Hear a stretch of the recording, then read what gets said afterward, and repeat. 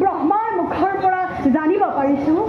কাশ্যপৰ ঔৰসত বনমাতৃ দিতিয়ে জন্ম দিছে দুটি দৈত্য মহাভয়ংকৰ নাম দিলে হিৰণ্যাক্ষ আৰু হিৰণ্যকশিপু